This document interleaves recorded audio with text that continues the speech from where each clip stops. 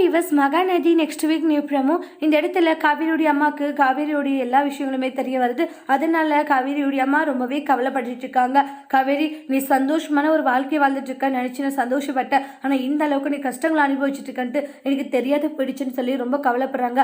அம்மா, அதெல்லாம் ஒன்றும் இல்லைம்மா, நீங்கள் என்ன நினைச்சு கவலைப்பட வேண்டாண்டாங்க. உன்னை நினைச்சு எப்படி நான் கவலைப்படாது இருக்கட்டும் சொல்லு. ஏன்னா ஒவ்வொரு விஷயம் நடக்கும் போது எனக்கு கவலையாக இருக்கு. நீ இப்படி சந்தோஷமா இருக்க, அப்படி சந்தோஷமா இருக்கன்ட்டு நான் எந்த அளவுக்கு சந்தோஷப்பட்டுக்கிட்டு இருந்தேன். ஆனால் இப்போ நீ இவ்வளோ கஷ்டங்களை அனுபவிச்சுட்டு இருக்க. அதெல்லாம் பார்க்கும்போது ரொம்ப ரொம்ப எனக்கு மனசுக்கு கவலையாக இருக்குடி காவேரின்றாங்க.